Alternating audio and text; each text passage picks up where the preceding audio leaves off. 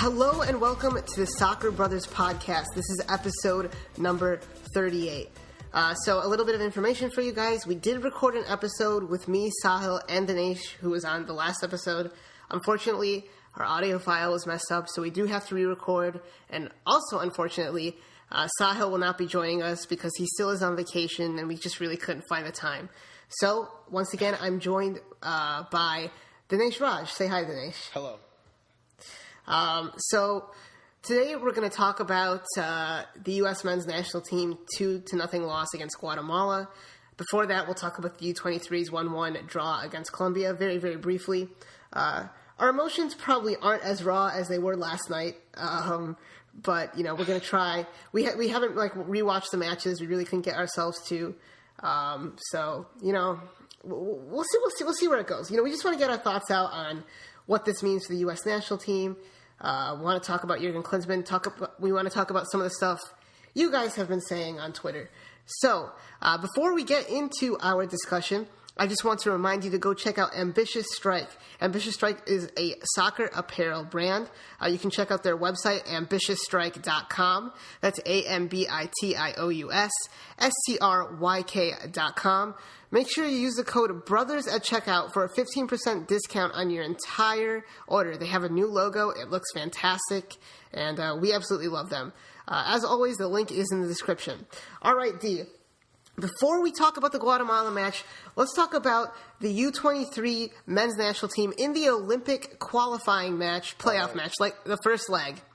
Going down into Colombia and snagging a 1-1 draw, Luis Gil opens up the scoring very early on in the match. Kellen Acosta concedes a penalty, and Juan Quintero slots it home. But we do have that vital away goal, which could be huge going forward. What are your thoughts on the game and how this team looked? I mean, I think the team looked good, not great. I think it's a good result for the team. Yeah. A 1-1 draw, definitely. Getting that away goal is huge. I think there's no reason why we shouldn't be able to put them away, especially with that away goal.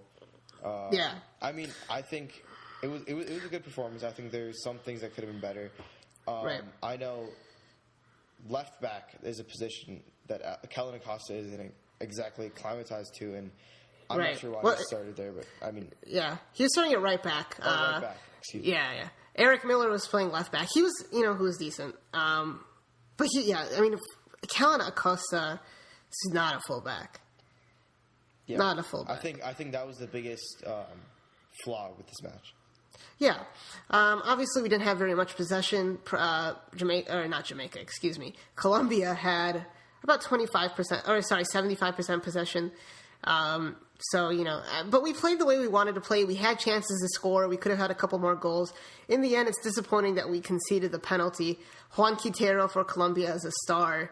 Hopefully we can win in Frisco, in Dallas. All right, so I don't think we're going to spend too much longer talking about that match. Just make sure you guys watch the second leg. It should be exciting, and it's huge for us to qualify for the Olympics, in my opinion. I think it's going back-to-back with the USMNT game, right? Yeah, it's right after. I think I'm going to have to miss the first half because I'll be at the U.S.-Guatemala match. So, yeah. All right, so let's get into the pièce de résistance. The U.S. went down to Guatemala and lost 2-0. Initial thoughts, or maybe not so initial thoughts since it's a day later. I mean, for all of you, I mean, obviously you guys didn't hear the podcast that we recorded, but it was very raw. It was hot. Yeah. Nihal and a lot of screaming. So I don't know about screaming. Down a bit more knowledgeable and calm, I guess. Yeah, maybe a little more measured. Yeah. Reflective. If you guys want to go back and listen to my podcast after the Gold Cup semifinals, watching the U.S. lose to Jamaica, and then Panama get absolutely reamed by the referee, I was probably the most raw I've ever been. But yeah, a lot of us U.S. men's national team fans are angry, and we should be. We should be, and I know this is something you brought up. It's what standard we need to have a standard. You know what I mean? Yeah. This is not good enough. And, what are your thoughts? We feel like definitely the people who defend Jürgen Klinsmann are the... is this really... We lost to Guatemala, you know? I don't know. I don't know. Well, yeah, go ahead. I mean, before we start digging into Jürgen Klinsmann, which I'm definitely going to take a part of, we should acknowledge that there were some injuries, some players that were missing. I mean, it was a tough lineup to play, but at the same time, you should be beating Guatemala. Even exactly. Team, I firmly believe we should be beating Guatemala. Right, and it comes down to the lineup, which we'll talk about first. It comes down to tactics. It comes down to the mentality of this team, miscommunication, lack of continuity, all of this stuff. It all boils down to this result. This result is the result of a failed 4-year experiment with Jürgen Klinsmann. That's my opinion. All right, so let's get into the lineup. From the back, Tim Howard in goal, Jeff Cameron at right back, Omar Gonzalez and Michael Orozco at center backs. Then we had Edgar Castillo at left back. In the midfield, from left to right, we had... who do we have on the left? No. Who's the... wow. It was Yedlin on the right. So, Bedoya on the left. Yeah, and then Bradley and Diskerud in midfield, and then Bobby Wood and Clint Dempsey up top. Before we talk about what we didn't like, what did you like about this lineup? Look, I mean, I guess just the striking pair, I guess, is what I would like, but I don't think there's many options. I think that was really the only...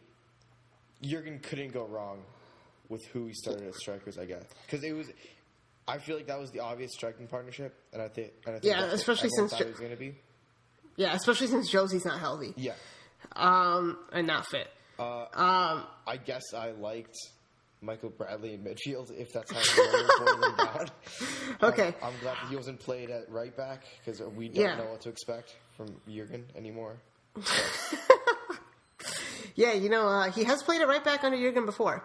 I would agree with that. I think the other thing I liked was, Edgar Castillo. I thought he deserved a chance. Obviously the back pass that led to the first corner kick goal was awful. But, there really isn't any other option at left back on the roster. So... I don't think he would have been starting if our other left back options. I mean, if Fabian Johnson was fit, he would be playing. You think Fabian Johnson will be playing left back? I think he would be playing left back. Okay, even though he's thrived at a winger role with Prishmuchadal. Yeah, and I wouldn't really blame Klinsmann in that situation because our midfield is definitely much deeper than our fullbacks. Yeah, but Edgar Castillo is playing well for the number 1 team in Liga MX. On the other hand, you have a player like Michael Orozco who hasn't played in 2016 for Liga MX and for Tijuana. So that's, when Klinsmann talks about form, when he talks about getting playing time, how does he rationalize calling up players like Mix Diskerud and Michael Orozco? Mix Diskerud has started this season, but going back to last season, he wasn't the starter. If NYCFC's midfield is fully fit, Mix Diskerud isn't the starter. Yeah. So it's just stupid. It's really stupid. Sorry. I mean, I like Omar Gonzalez starting at center back. Yeah, I mean, he's been playing very well. He definitely deserves to. I think him or John Brooks are our 2 best center backs at this point. Omar Gonzalez playing a fantastic season. Yeah, he's playing really well. He definitely deserves to be there. I think Brooks and Cameron are our best center backs, to be honest. But maybe Cameron, you don't think so? I think I'd put Gonzalez and Brooks over Cameron. And Brooks. Okay, that's fair. I mean, I would like to see Cameron play in the midfield, to be honest. I think he's the defensive midfielder that we need. But I mean, obviously Klinsmann doesn't acknowledge that. Yeah, and I think his rationale for playing him at right back was to be behind Yedlin. But why? I don't get that. center backs playing right back are really, it's really a shaky thing to do. Yeah, but, to be fair, Cameron has experience, because he's played right back in the Premier League for a full season. But Cameron has. Yeah. But I just feel like... I just don't think that's at all his best position. I just think Yedlin should have been at right back. Yeah. I just think that's where he should be playing. And, I've been discussing this on the podcast for a long time. Yedlin is good at overlapping. He's not good at creating his own chances. I don't like him in the midfield. The problems with this lineup, the midfield, awful. Michael Bradley and Mixed Discrude, awful pairing. I mean, unless you're going to have another midfielder in there, terrible. Absolutely terrible. I agree. DeAndre Yedlin is not a midfielder. Michael Orozco, not playing well. Jeff Cameron, not a right back. Tim Howard, why? I mean, because he's our only option. Maybe you can argue... Well, Alejandro Bedoya had a terrible match. But I mean, I think he's a surefire starter. I mean, no, for sure. Yeah, that definitely wasn't a mistake. I think he's much more comfortable in the center of the park behind the striker. That's where he's playing for Nantes. That's where he's playing well. So, but I don't think I think he should be playing out wide probably. Most people can see that Darlington Nagbe should have started this match. Even before he came on and played well. We knew, right? We knew that should have been the start. No one really understood why Mixed Discrude was starting. Michael Bradley's not an attacking midfielder. I mean, personally, I think we should start running a 3-man midfield, because I feel like if you put a player, like a super creative player like Darlington Nagbe, pair him up with Michael Bradley and put a Jeff Cameron or even a Kyle Beckerman behind them, I think that's a very good midfield. Yeah, I think midfield. That's my ideal midfield. Yeah. Nagbe, Bradley, and Cameron. And I think for that to work, maybe you have to play actual wingers like Finley and I don't know who else. Who else on this roster? Lee Win would. I think he'd be.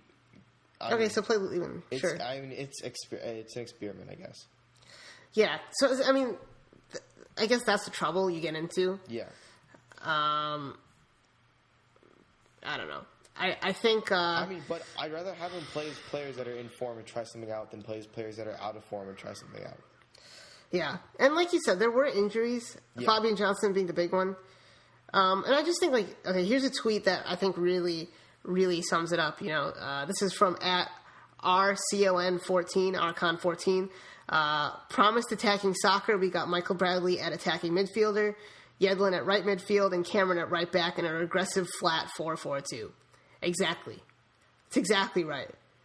And that's really where the lineups... There's no... The problem with me is there's no continuity either. We don't know we never know what our lineup's going to be.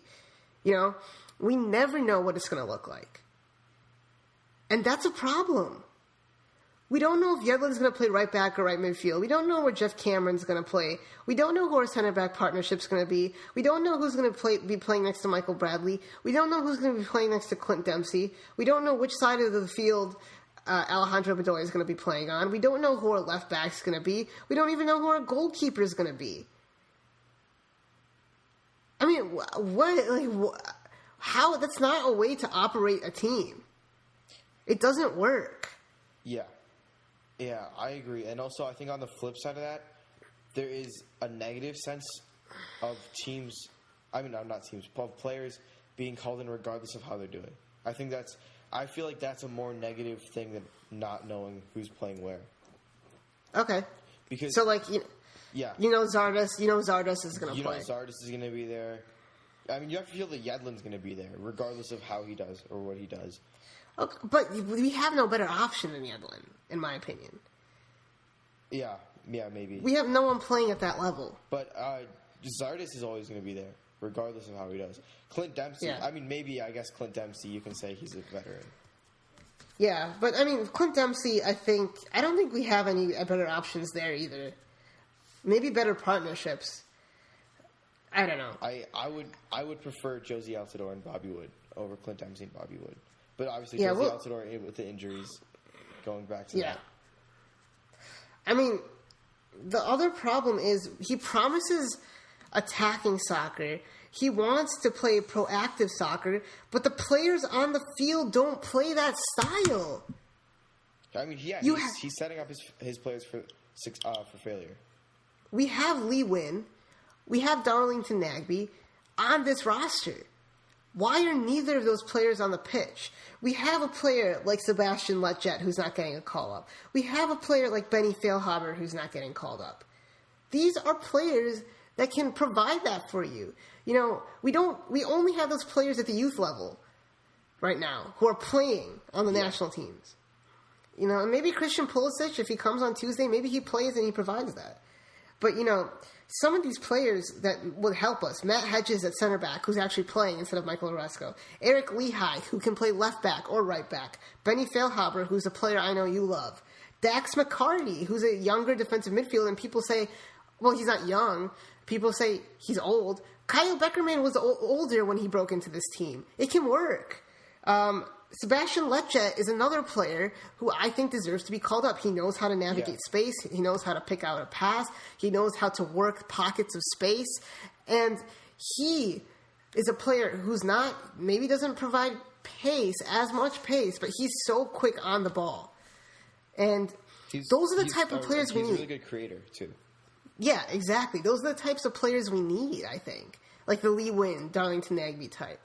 Yeah. And the simple thing of Nagbe coming into the match, not doing too much in terms of taking on players, but ushering the ball forward. Being a smooth connector, a real bridge between the midfield and the strikers. That is what we need. Yeah. And like you said, I would like to see a 3-man midfield, but with the players we have, Wood, Dempsey, Johansson when fit, Altidore, it seems like you got to get 2 of those on the field. Maybe you play Bobby Wood out wide. I don't know how that would work, but I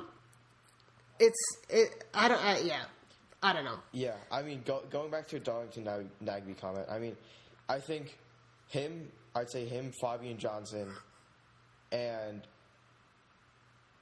I think those are the only 2 players that I can honestly think of, and maybe Bobby Wood, that can just take a play that's going nowhere and just completely flip it around, make a great turn, make a great move, and then just start a whole new attack. I mean, we don't have that breed of players.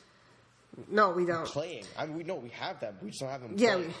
Right. Which makes me so mad because, I mean, U.S. soccer is known for, I mean, this is negative, but they're known for playing tough, not playing the prettiest, but, I mean, they score. But at this point, we're not playing pretty. We're not scoring. So, I mean, like, I'd be fine with Jürgen's ugly style of play if we were getting 1-0, 2-0, 2-1, 3-2 results, but we're not. We're losing 2-0 to Guatemala. Yeah. And, you know, we lost 2-1 to Jamaica in the Gold Cup. Yeah. And it's just not good enough. And the lineup, for me, the tactics, you know, the tactics the players also. are just not buying into Jürgen Klinsmann's right, and that's definitely what it feels like. I just, you know, there were chances in this match. You know, we maybe could have scored a couple of goals, and obviously it's not Jürgen's fault that they didn't score. But I don't know. I think, you know, this is a quote from Philip Lahm when we're talking about tactics. This is a quote from Philip Lahm during his time in during Jürgen Klinsmann's time in at Bayern Munich. Yeah. It just went away. But you know, his tactics are a problem. It seems like our players never know what to do. You know what I mean?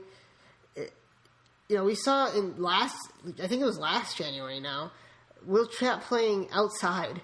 No, oh my God. It doesn't make sense. All right, here it is. We practically only practiced fitness under Klinsmann. There was very little technical instruction, and the players had to get together independently before the game to discuss how we wanted to play. All the players knew after about 8 weeks that it was not going to work out with Klinsmann. The remainder of that campaign was nothing but limiting the damage. And I know people have said to me personally that it's different at the club level. Well, I mean, if you're tactically inept at one level, you're tactically inept at the other level. It's just a fact. I think, personally, training fitness is literally one of the least important things you can do as a national team manager. I think, given the short time that you have with your players, you should be drilling them with tactics. You should be giving them a philosophy of how to play rather than trying to make them last 90 minutes. Because I feel like that's more of the job of a club than it is a national team. Yeah, I mean, maybe you can forgive that in the lead up to a tournament. That makes more sense. But, yeah. But, I mean, I don't think there's any excuse for like, what has it been, like 4, 5, 6 games in a row where the players look absolutely lost when playing. I don't think there's any excuse for that. I think that's ridiculous. Like, remember, St. Vincent and the Grenadines went up 1-0 on us. That in and of itself is unacceptable. Yeah. I mean... St. Vincent and the Grenadines. Yeah. I mean, this Guatemala team is a team that got manhandled by Trinidad and Tobago at home. And TNT is a good, decent team. But these Guatemalan players, most of them can't break it into MLS. They're probably NASL, USL level players. Yeah. And, I see people blaming MLS players. There's 3 MLS players in this match. And those players aren't even the best. Well, besides Michael Bradley and Clint Dempsey, maybe. But, like, Mix Zistergaard is not even a top 5 American midfielder in the league.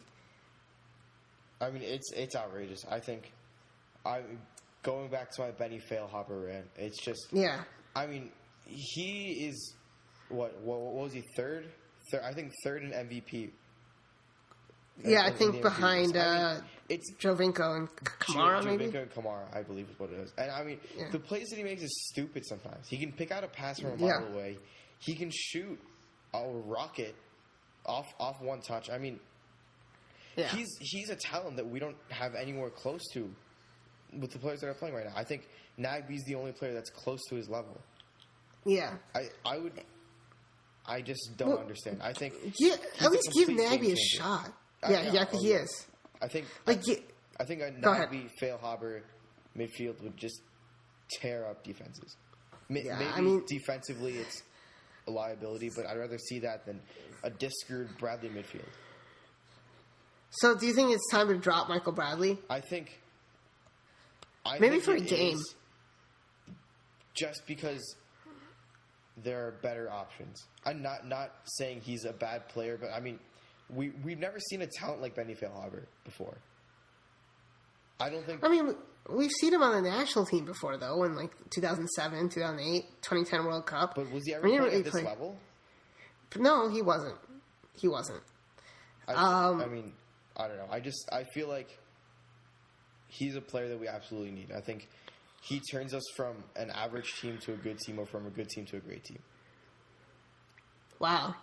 I really think he's that guy for us. I mean, he's not even being called in, and I think he burns some bridges. He's never going to be called in under Jürgen Klinsmann. I think under a sane manager, they'll definitely call in one of their best players. But I mean, yeah, well, I think Dax McCarty is another one. Yeah. And look, guys, we know Benny Feilhaber is not Mesut Ozil. We know Dax McCarty is not Sergio Busquets. We know that. But we don't have those players. So these players will help with the U.S. national team. Yeah. We're not, D saying to this Benny Feilhaber is going to elevate this team, he's not saying he's on that level, but he's saying for what we have, we don't have a player like Benny Feilhaber. Yeah. And, it's very frustrating. And Michael Bradley, one of my favorite players, he's got to pick it up. Yeah. He really does. And I don't know if he has to go back to Europe because he's still young. He's still only 27. So we've been talking a lot about Jürgen Klinsmann. Nihal, do you think that Suno Galati has some blame to take on? Oh, absolutely. I think, it starts with him. It's Jürgen Klinsmann's job is not on the line. We know that. He's safe in his job, and that's not good. It's not good. There needs to be some accountability. And that's really what it comes down to. It's, like I was saying at the beginning, like I alluded to before, this is not this is not up to standard. It's not up to standard. It's we can talk about he hasn't progressed. It feels like we've regressed. Oh, I think we definitely have. I mean, we lost to Guatemala for the first time since 1988. First time in a qualifier, I believe. So. Oh. Yeah. Yeah. This is the first time we've ever lost them in a qualifier. But we did lose to them in 1988. I just, it was either friendly or some other competition. But it's oh man, Guatemala. Yeah. I mean, okay. Going back to 2014, what I don't really understand with what Sunil Gulati was doing, and you touched on this last night, when he signed Jürgen Klinsmann to a deal through 2018 before he even saw what he did during the World Cup. Yeah. I mean, granted, I think it was a pretty good World Cup run. I think we got out of the group of death, which was impressive. But, I mean, what happens if we finish with 0 points that World Cup? Exactly. He's still a manager for 4 years. And, I mean, he is, because with the amount of money that he signed on for, it's financially not smart to just cut him off. No, it's not. 6 months. What is he, the third highest paid manager? And I see people saying, he's at least, but Bob Bradley had this problem. Bruce Arena had this problem. Neither of those players were being paid the amount of money that some of these other managers are making. I mean, I also have to feel that this talent pool is probably one of the best we've ever had. Yeah. I mean, I believe it was Kevin McCauley. I'm not sure how to pronounce his name. He's the head writer for SB Nation. Yeah. He was talking about our back line, and he said it's definitively the best center back pairing that we've ever had. Yeah. Gonzalez and John Brooks. We never had players playing at this high of a level. Yeah. And I mean, he's a well-respected writer, and I completely agree with him. It's probably it's a talent-stacked roster. Yeah. And we're completely underachieving. We're losing to a group of USL and NASL level players when we have MLS stars and almost MLS MVP available to us. Well, I mean, when you're you look at Mix Diskerud, probably the fourth best midfielder on his team. You look at Gyasi Zardes, not even the best American winger on his team. That's what you get when you call these players up. And, players like Mix Diskerud and Gyasi Zardes, I think Gyasi Zardes can be a great player. I really do. He's still so young and so raw. He can be a difference maker at this level. Yeah, I just don't see the point in calling him in when you have a polished player already. Yeah, exactly. He's caught in between developing players and calling up players that'll help us win now. Yeah. That's why you call in Julian Green over Landon Donovan, and somehow at the same time call in Brad Davis over Landon Donovan. Like what? What is that? I don't get that. Yeah, I mean it's an identity. It's an identity crisis. Yeah, like you always. Yeah, exactly. We don't have an identity, and he does everything he says. Everything Klinsmann says. He says the opposite. So he never has to take responsibility. Yeah. He says, I'm going to play a right-footed center back and a left-footed center back, but he doesn't do that. He says, I'm going to play proactive soccer, and we play the regressive 4-4-2. And therein lies the problem. He also does not take responsibility. He said, ask the players why they weren't focused. Last night, he had one comment that I'm not going to read. It was pretty long, where he did take some responsibility. But when that comment is like, see, look, he does take responsibility. There's a problem when you have to even say that. The best coaches in the world take responsibility. The best players in the world take responsibility, except for Ronaldo. But even Ronaldo will take responsibility. Yeah. He's just frustrated. But I mean, and maybe that's an American sports mentality. Maybe it is. But I feel like that goes along with the identity crisis. Is that like, okay, at least in the 2014 World Cup, we had a somewhat identity. We were the team that we're not gonna beat you in possession, but we're gonna work our butts off. I mean, what were we? I think we were second in distance. Yeah, something like that. And, Michael Bradley ran the most out of anyone. Yeah, it was insane. We just worked hard. We got good goals. I mean, that was our identity. Yeah. We were the hardworking team that scored off the counterattack. Yeah. But now what are we? I mean, we're nothing. We're just a blob. I mean, that's all we are. Yeah, I mean, we're just a collection of 11 soccer players that are just born in the same country.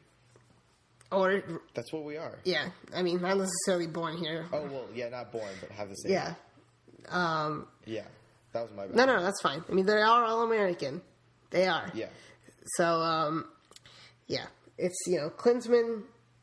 I think he's got to go, and just transitioning into what this means. We're in third place in before the Hex.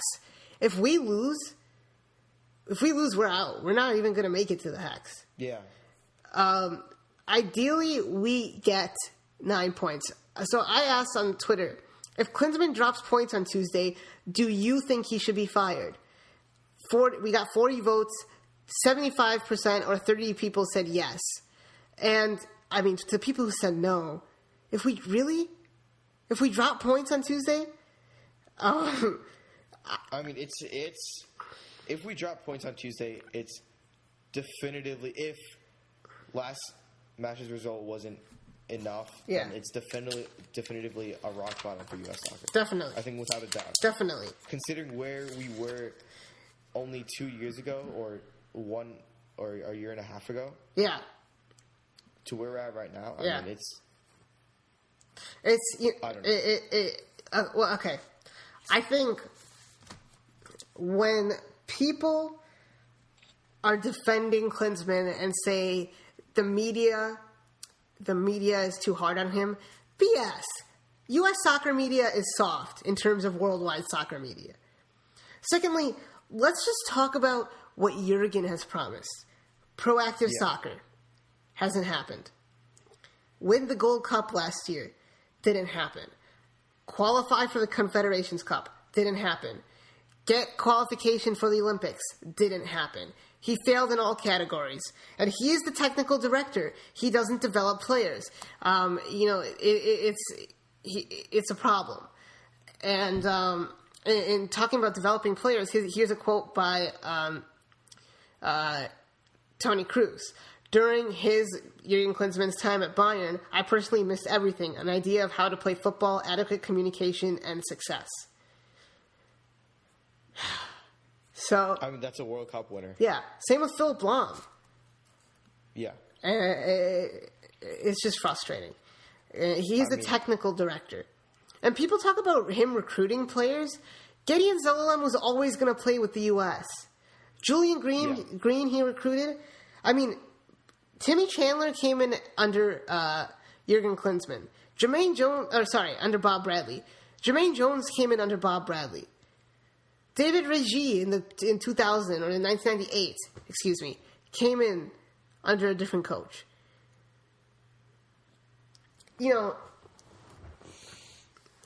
I mean, I think you were going over the list of failures or objectives that he's failed to meet. I think that in itself, with any other country, would merit a firing. Oh, for sure.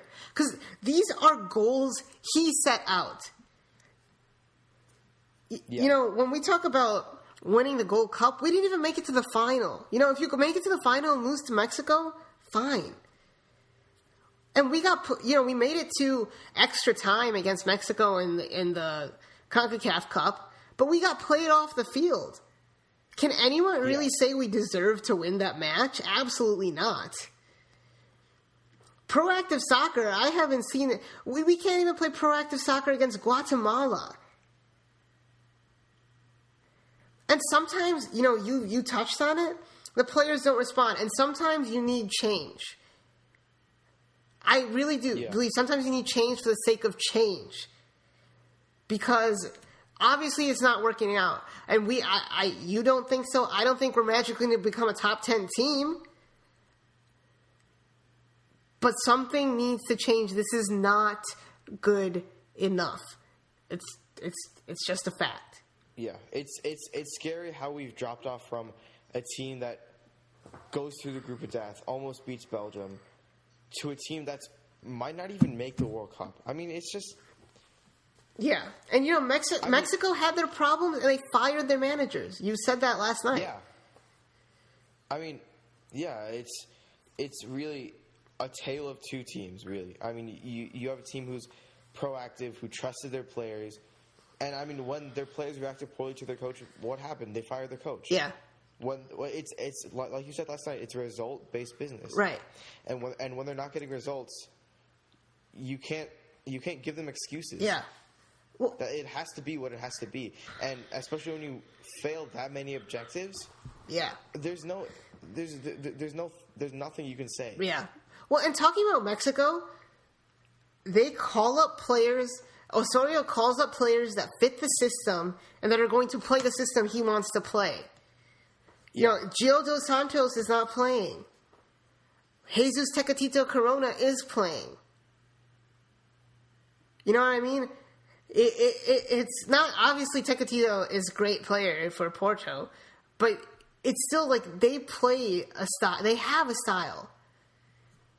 They know what they're doing. Yeah. And even when we were outplaying Mexico in 2013, well, you look at that. They were not doing well in World Cup qualifying, and they didn't make it to the final of the Gold Cup. A couple months later, their head coach was fired.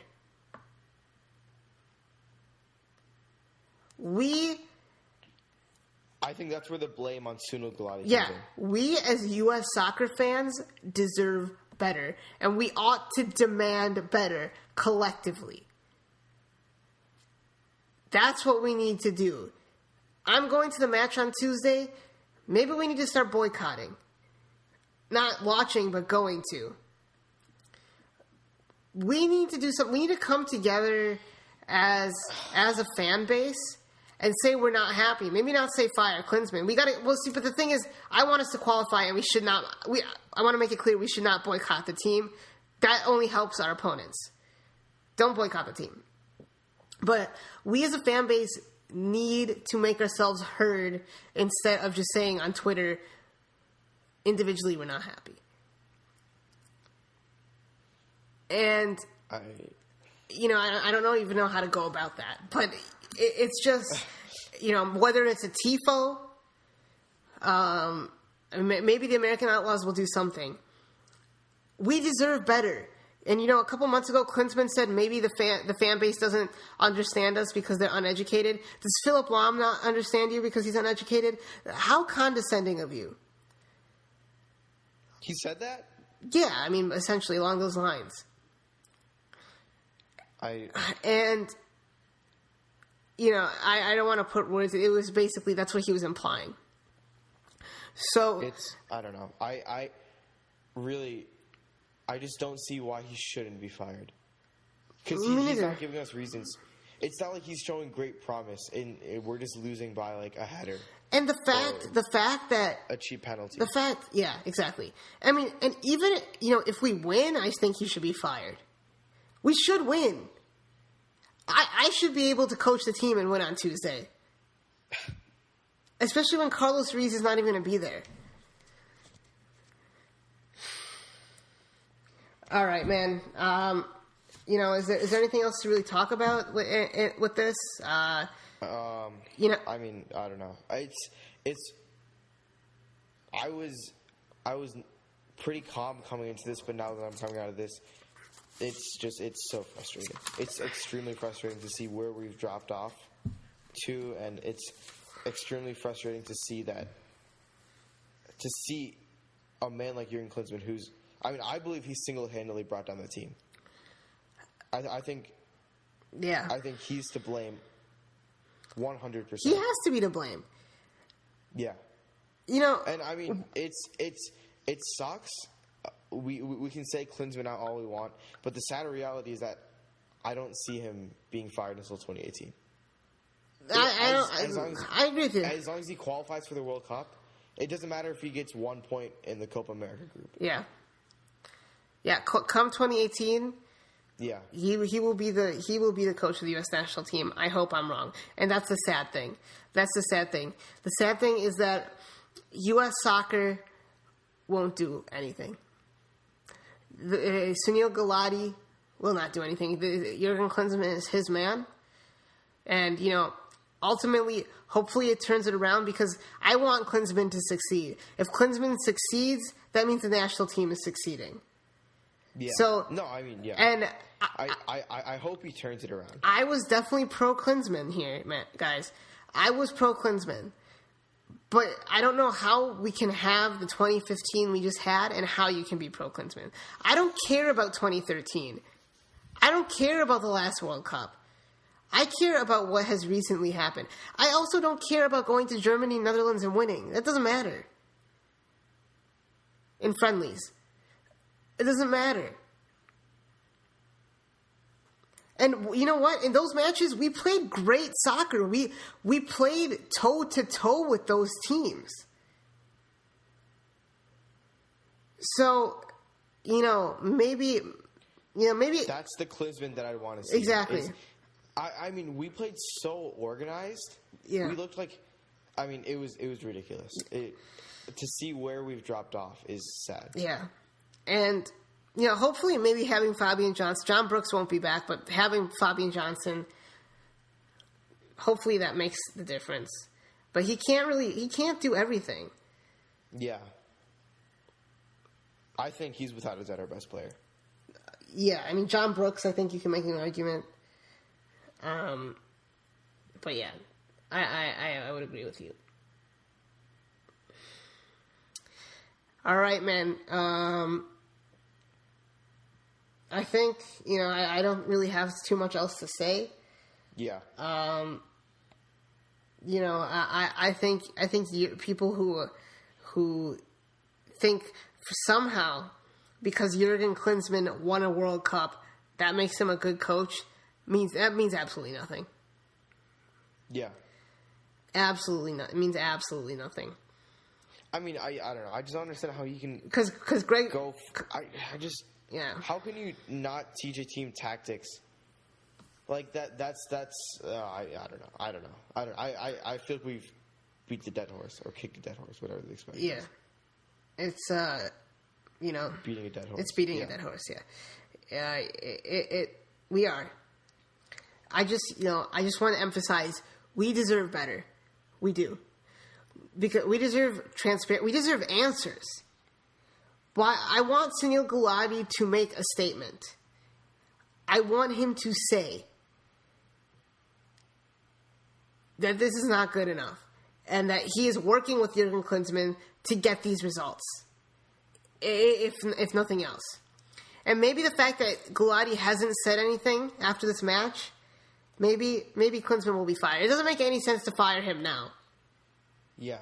If anything, you should wait after the Guatemala game. Yeah. Even if he wins. All right, man. I think we're going to wrap it up. We'll have another podcast for you after the second Guatemala match. That'll probably come out on Wednesday or probably Wednesday night. Once again, go check out Ambitious Strike, the soccer apparel company. Their link to ambitiousstrike.com is always in the description. Use the code BROTHERS at checkout for a 15% discount. Thank you to Dhinesh for being on this episode. Any last thoughts? Thank you for having me. Yeah, no, thank you for having me. And if you're feeling really sad about the Guatemala game, if we do drop points, I mean, just go buy yourself an Ambitious Strike shirt. Yeah, for sure. Comfort yourself. Definitely. Treat yourself. Yeah, treat yourself 2016. Yeah. All right, man. Maybe we'll see you on the next episode. Maybe not. We'll see what happens. Hopefully. Yeah. All right, guys. Thank you so much for listening. As always, we have an email for this podcast. It's soccerbrotherspodcast@gmail.com. Tell us your thoughts about who you think should replace Klinsmann. One guy tweeted at us, Oscar Pereira. Interesting choice. We also have a Twitter and an Instagram @SoccerBrosPod. We have a Facebook, Soccer Brothers Podcast. Check us out on iTunes and Google Play. Give us a rating, and a review. And also share with your friends. With that, all of the social media links will be in the description. We'll see you guys next time. Thanks for listening, guys.